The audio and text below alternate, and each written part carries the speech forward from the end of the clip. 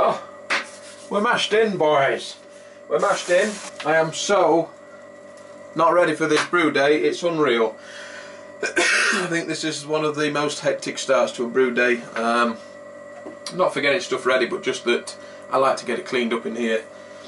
I've been busy in the week and just landed in here this morning. It's just like a bomb size. So I need to get things tidied up a little bit, but I've run late. I've had a late start. It's been about 10:30 when I started. I like to start really early, so then I've got the afternoon to do other stuff. But regardless, we are mashed in. We're 12 minutes into the mash, and she's looking pretty damn good. Oh, we're doing a Pilsner, by the way.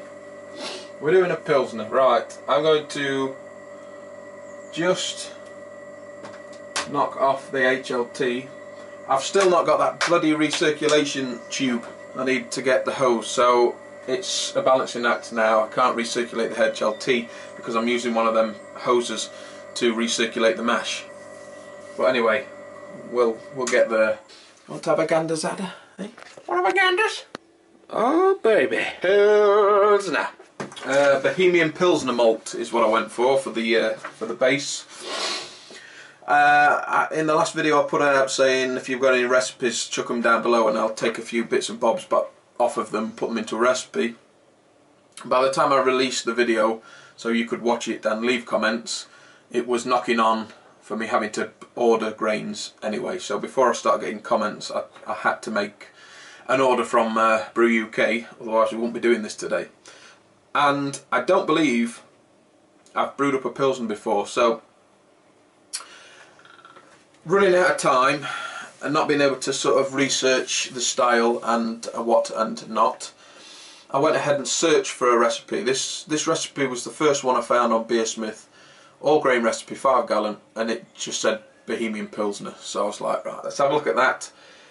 Very simple grain bill, very simple hops. So in the mash we've got 4 kgs of Bohemian Pilsner malt, we've got 450 grams of carapils, we've got 230 grams of Vienna malt and 100 grams of acid malt. So that's the malt bill. 66 degree mash, and the boil additions for the hops are dead simple. 35 grams going in at 60 minutes, 15 grams going in 15 minutes before the end of the boil, and that is it. That is it. And of course we're going to be using the WLP 800, which is the yeast that Griff sent. We needed to get it used up, and we're going to get it used up today. The fermentation temp has been set to 12 degrees. It's going to be a slow ferment, and that's a shame because guess what happened to the pail yesterday? It kicked. So that's a rapid kick. That's a rapid kick. That's what happens when you're starved of homebrew for so long while I was getting the keezer ready. The minute I got it on, I couldn't keep off the bloody thing. So anyway, we're going to let that mash, get into the boil pot. You know the drill by now. That's it. Oh, the fans are on. The fans are on. I had some comments about these fans and about the heatsink on the fan video. People saying that less thermal paste is better because you don't get the thermal mass. Yeah, I agree with you on that one, but we're going to have to just make do with that. We're going to be redoing this whole control panel at some point in the near future, I'm hoping. I'm going to start getting some plans together. It'll make for a good series of videos anyway. And the cable off the phone charger that's running the fans, someone was amazed that it was powering them up, and just make sure it doesn't get too hot. Yeah, it's not ideal, but it is working. When I wired them up, I had them running for a couple of hours and the plug wasn't getting hot, so I'm only going to be running them fans when I'm in here brewing, when the control panel's on. So I'm in here anyway, just making sure everything's fine whenever that plug is on. But eventually when I get round to rejigging this and building a new control panel, we'll have everything integrated properly. The fans weren't thought of when I was building the control panel, and really this control panel was pretty much chucked together with DIY equipment just to get us up and running. It served us well. It served us well. But that's a project coming up.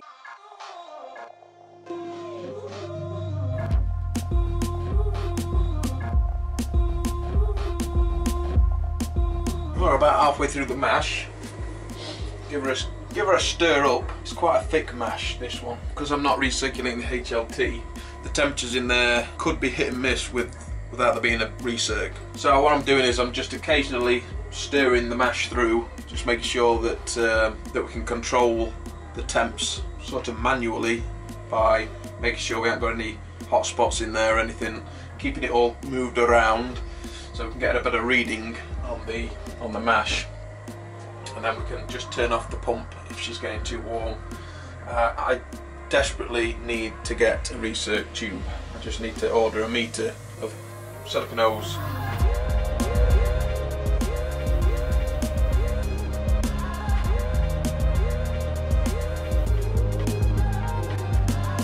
I tell thee what, fellas, that's a clear wort. Look at that. You can't barely see it, it's so clear. Look onto it. So I think that's clear enough, and I better have a run. We're clear. Get her in the boil pot.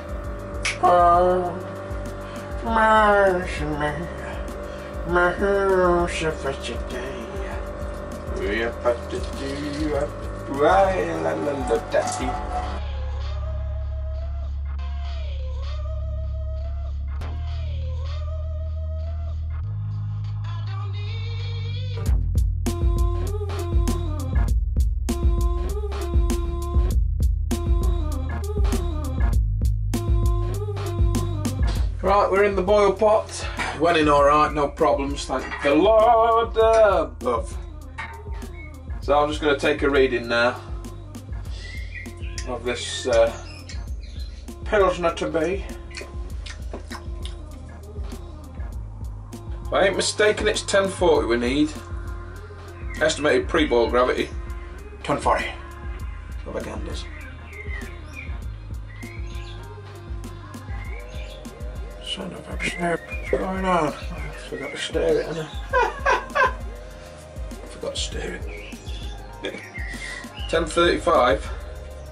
You're having a laugh. Stir this up, eh? Stir it up. Let's give a stir. Okay. Try again. Oh, that's better. 10:38, 10:39. 10:39. Okay. I'm happy with that. Get the boil underway. Start weighing some hops out. You're gonna like this one, fellas. Oh, you're gonna love this one, boys. We've got the Little Mermaid edition. 34 grams for the boil.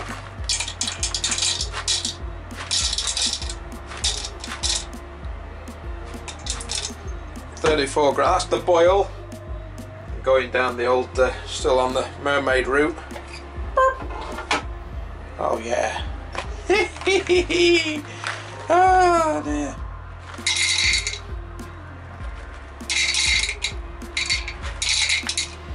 15 grams of Saz for 15 minutes boil. I had a comment about the sippy cups that I was using. I think it was these, the sippy cups for the kids for weighing out the hops, and I thought, why not step it up a notch and go Little Mermaid on your ass? So that's what we're doing. It smells delightful.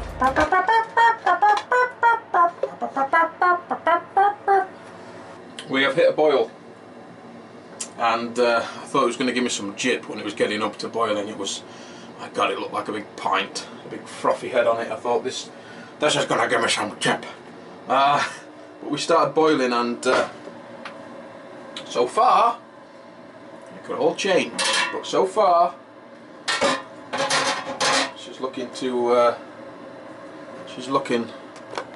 be behaving herself at the minute. But maybe she's going to change her mind. Maybe she's going to change her friggin' mind. So we're going to chuck in the 60-minute edition. timer's on, so 45 minutes from now we will chuck in another 15 grams and let it go.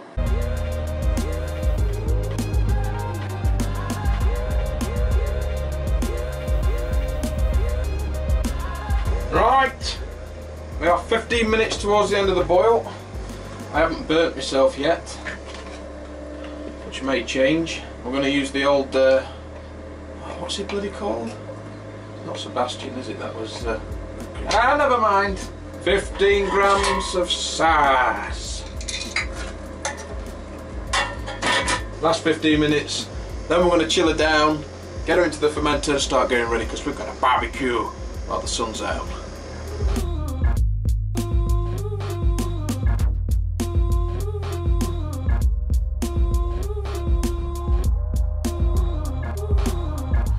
Right, we are sanitised, we are chilled, so let's just get her in.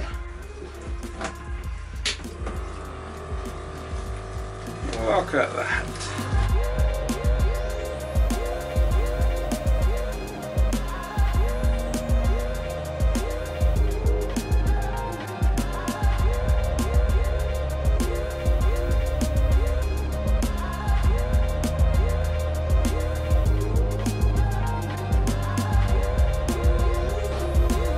My handy dandy fly stopper, probably attracting more flies than it's giving protection. So of course we're using turn the pump off so you can hear me. Right, so we're going to be using for this Pilsner the Pure Pitch WLP 800 Pilsner lager yeast, which was very kindly sent in a package with some beer from Griff. So thank you very much, sir. We're getting it used up. And did it run out of date? It run out of date. Oh, it says this month, so we're good. Let's see how much of this yeast I can get all over the floor. Let's move this, move that, that. Let's get her in.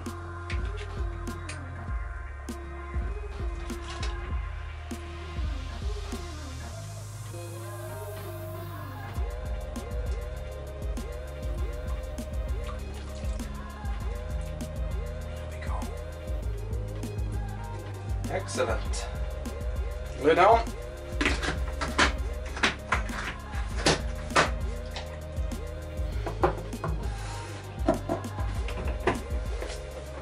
Glass of Starson in the corner for the blow off. Probe.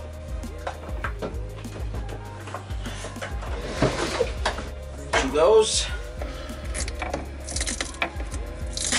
Oh, bollocks. Right.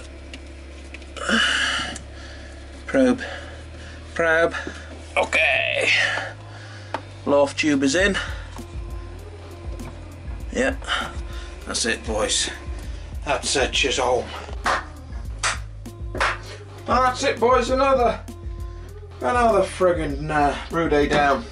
And we need to hurry up and get something else brewed up after this Pilsner.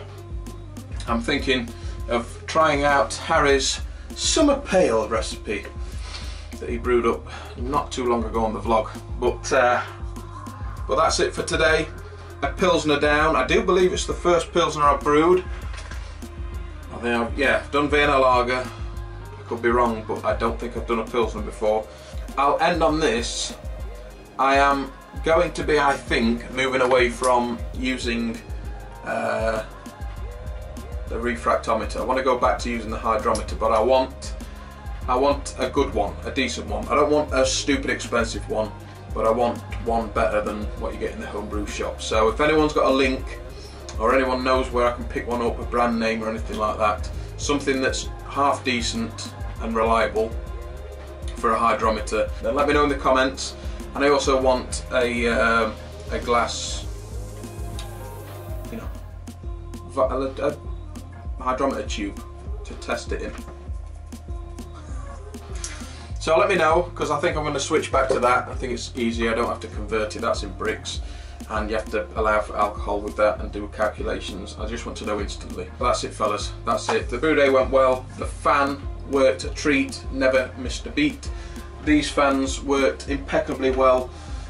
This charger is not getting warm at all, so it may not be the cable for the job, but it's certainly doing the job.